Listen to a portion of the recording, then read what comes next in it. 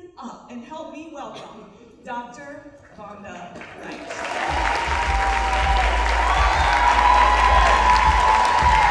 I am so thankful today. You know, in life I have so much to be grateful for. And a room packed with smart, savvy women.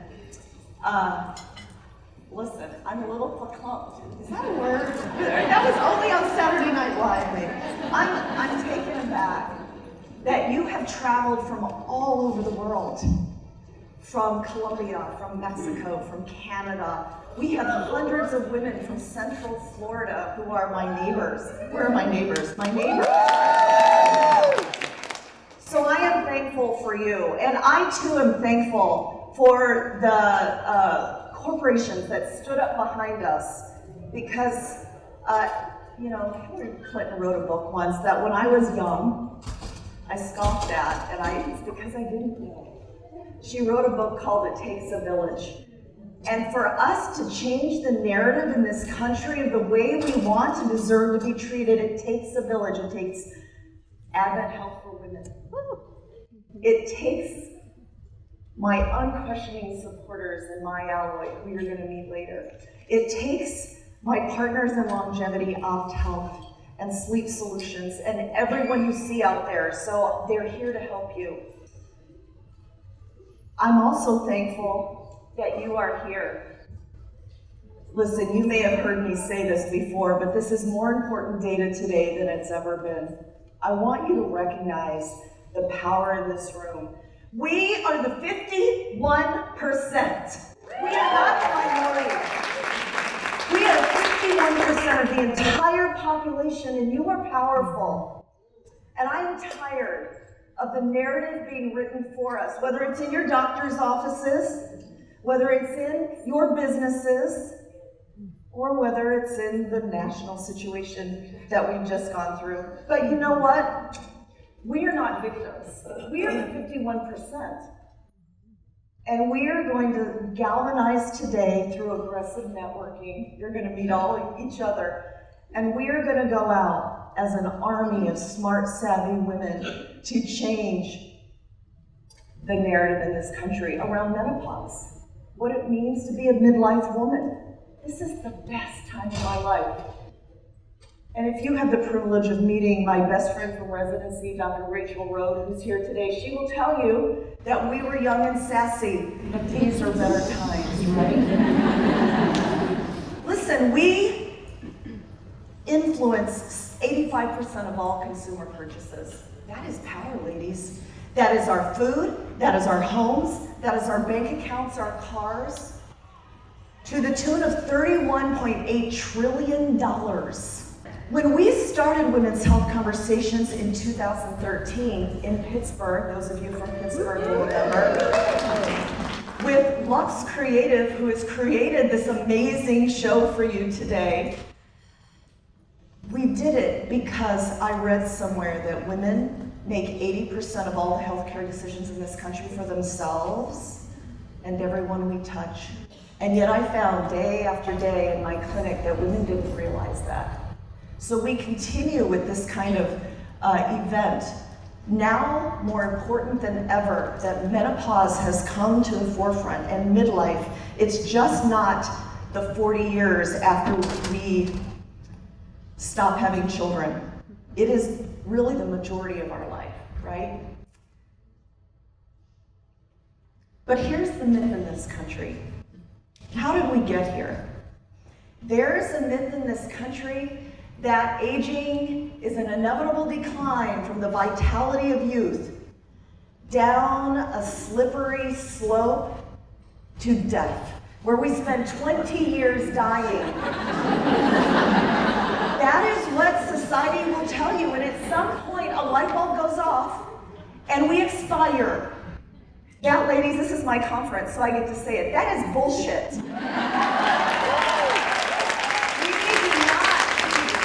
Vitality to frailty. We pass through different stages. We pass through adolescence. Holy cow, that's bullshit. And along the way, we may have glitches in the road. We may have heart disease.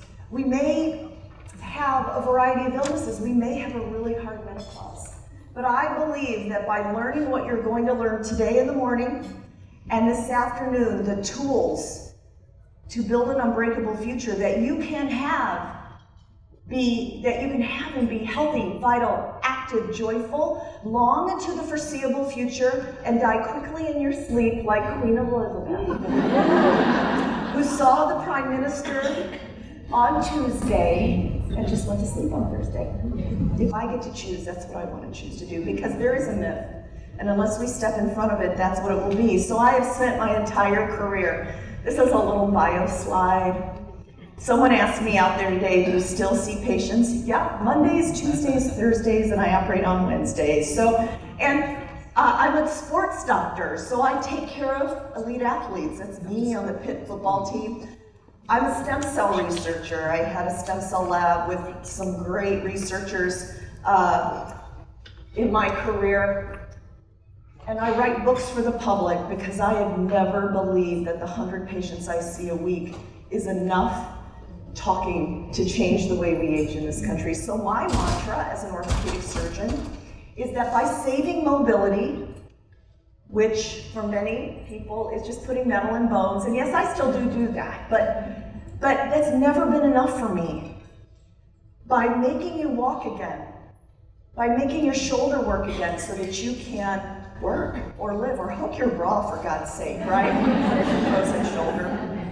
That I am saving you from the ravages of chronic disease, right? So that's been my mantra through my entire career.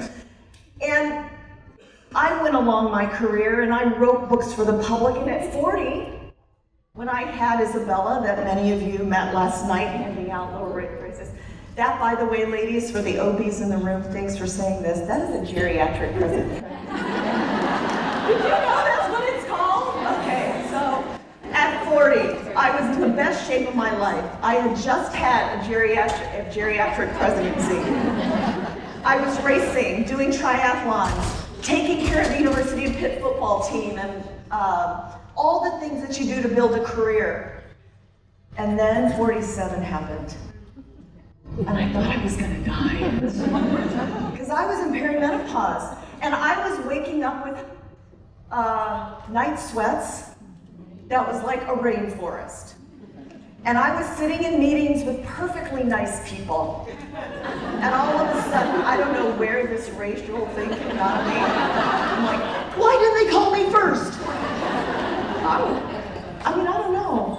I'm usually a pretty calm person, ish. Yeah, I'm laughing at myself, calm-ish. I was having heart palpitations in the middle of the night, and I thought I was dying, so I called up my cardiologist, and I'm like, oh my God. And he, being very responsive, put me on a treadmill stress test to make sure that my heart was okay, which of course it was, because we know now that some heart palpitations can be a sign of estrogen fluctuation, right? So, best shape of my life, going along in our 40s. 47, I thought I was gonna die. And it is no wonder that I reached midlife, not knowing yet enough about midlife and menopause, asking myself, oh my God, I'm not even 50 yet. Is my health gonna last? And I had a good reason to ask that. This is a slide that compares life expectancy to health span, right? It's not the same. Women born today in this country can expect to live up to 80, men only 76.8. But that doesn't mean that we will be healthy our whole lives until we step in front of it. This is a chart. You can verify this on Google or ChatGPT. These are the diseases that raise their ugly heads, and even if you've been diagnosed with them before at 63, you will start feeling the effects of them if you do not step in front of it. It is a long time between 63 and 81, and that is when women, unless we step in front of it, slowly die. And it's not our destiny. And that's why you're here today. You are here to learn to step in front of this time in life, because I'm not really kidding you. I believe this is the best time in my life. I am closer to 60 than any number. This is the best time in my life, and I would have never predicted that when Rachel and I were residents at the University of Pittsburgh. I would have said, listen, get me to 40 and I'm good. That's gonna be the best time. But why does this happen? We're gonna throw a little science at you. Bill Campbell, Dr. Bill Campbell, one of the esteemed scientists in the room today, bear with me in this explanation. Listen, we age for a number of reasons. Number one are the lifestyle choices we make. We are not victims of our DNA. In fact, my mother, who's here today, always loves it when I say I don't blame her for my health anymore. Because of the lifestyle choices that I make, I can change the very expression of my genes. It's called epigenetics. And do you know that when you go out for a run, you cause the transcription of 9,800 of your genes? You can change what's happening at a genetic level by the lifestyle choices you make today that you are going to learn how to do this afternoon. The second reason that we age is something called senescence. It's our cells in the normal, healthy metabolism of making you who you are as they go from stem cells to mature cells. They're supposed to turn off and die quietly, but there's a population of them that accumulate that are like zombies. They are not alive, they are not dead, they are just spewing noxious cytokines all over your body that can cause cancer and aging. That happens with aging. The third part that you have probably heard of the aging process is inflammation. Inflammation is a good thing. When you sprain your ankle and it swells up and gets red, and that is what your body's doing to bring blood to the site, to help you heal that. But too much of a good thing is a bad thing, and it's called inflammaging. And when we lose our estrogen, we become highly inflamed everywhere. It's why women get arthralgia, or total body pain, which I believe a lot of people diagnosed with fibromyalgia is actually perimenopause, misdiagnosed. Right. We're going to talk more about musculoskeletal syndrome menopause this afternoon, but inflammaging is another reason we're aging. Finally, this is a mitochondria. Have you heard of that in social media lately? This is the powerhouse of every cell in your body. It's called an organelle. You probably studied it in biology. It takes the food you eat and makes it into something called ATP. We are dying of metabolic syndrome in this country. Diabetes, heart disease, stroke, because our mitochondria are either damaged, they can't keep up with the sugar load we're eating, and it ages us. But we are also struggling because we are now, I made this word up for you. I like to make up words. We are now in our meno-lescence. If we think of the trauma of adolescence, when we came into our hormones and our moods changed and our bodies changed and our brains changed, everything changed. It was not only a physical process, it was a psychological process, it was a hormonal process, and a social process. We became new women at that time. There's some talk in social media now about matrescence. For those of us who have children or choose to have children, it is the physical, psychological, hormonal, and social transition from adolescence into motherhood. And so I made up the word meno-lescence because I do not believe this is only about your estrogen. This is a physical, psychological, hormonal, and social transition that we need to put words to. We need to be able to talk about it openly at home, in the workplace. I asked my husband to come at noon today, not just to see what we're doing. He doesn't know this, but he and I have had multitudes of talks about what this means. He can't articulate this to his hockey friends. And I want you to be able to articulate this with whoever your partner is. This is a social construct we're going through. I want you to be emboldened today to go out and say, listen, I'm in my meno-lescence and this is what this means. This is a biopsychosocial transition and you need to know. And you maybe even teach your doctors if they know too. Practice saying this today, meno-lescence, meno-lescence. I I kind of crack myself up. So listen, I still do see patients multiple days a week. That's the name of my clinic out there, the Houston Clinic. I'll tell you why later. But women come into me, and because I started my career as a cancer nurse, I was at the bedside of cancer patients, mostly women, in the 90s when we weren't that great at curing women with breast cancer. And the form of nursing at that point was primary nursing. So if you came in for your chemo 1 week a month for 6 months, I was always your nurse. And so you develop deep clinical relationships. That translates into my life as an orthopedic surgeon because I'm not just about putting metal in your bones, which I do, but so we sit and we talk about being a whole person, and without prompting, if you've ever been my patient, you may have said this to me, without prompting, women say, God, doc, I'm falling apart. I don't really know what happened, and no one will believe me. Sometimes I feel like I'm going crazy. Without prompting, woman after woman. And then as we get through the conversation and we talk about what's going on, she'll say, and you know what? As if it's an apology. And you know what? I have a really high pain tolerance. And I just want to know why we tolerate suffering in women. Why is that okay?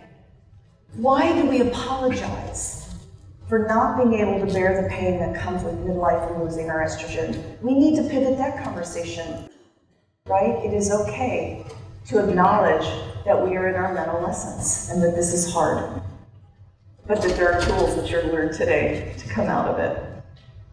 So anyway, we've talked about reframing the narrative. We've talked about some of the science, some of the pillars, I call them time bombs of aging. We're going to talk more about the hormonal changes that happen from the world's expert. You're so lucky to have her here today. But you know what? This is something I want you to say to yourself. I do not believe that you are the victims of the passage of time. I don't believe that you are victims of the passage of time. I don't believe I'm the victim of the passage of the time. I believe that I can be healthy, vital, active, joyful, long into the foreseeable future if I step in front of this. So what are you going to do today? What are we doing today? This is all about you. The first thing we're going to do from this moment on is we're going to pivot our mindset. We are going to stop, and you may have to practice this, but we're going to stop looking over our shoulder and saying, oh my God, 25 was so amazing. 25 was easy. But if you were anything like me, you didn't know yourself yet. You weren't financially stable-ish. You didn't know what you wanted to do for the rest of your life. Maybe you had, maybe you haven't formed long-term relationships. It was easy, but could we please stop worshiping our childhood and pivot to recognizing midlife and meno-lescence as an opportunity? You are now girded with the wisdom of your age. You have lived through stuff.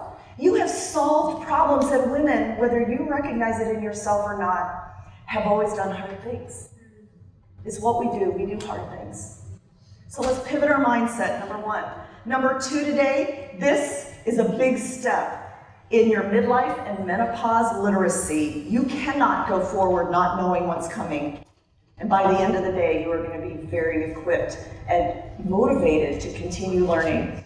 This afternoon, we're going to teach you how to build your own lifestyle. We have some of the best lifestyle experts in the country here. And then finally, we're going to equip you to make your HRT decision, because I believe that every woman is a sentient being with agency. And you get to choose whether or not you do hormone replacement therapy, and there is no judgment whether you do or don't, but you each deserve your individual assessment and not some blanket statement, yes, and not some blanket statement based on bad old data. I have taken care of, I was adding it up, I have taken care of 96,000 people in my career. Each person gets their own assessment. There is no generic. So that is my impassioned message to you as we open this morning, that you are worth today's investment in your health.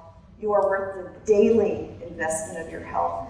And I could not be more thankful that you're here today. Thank you for coming.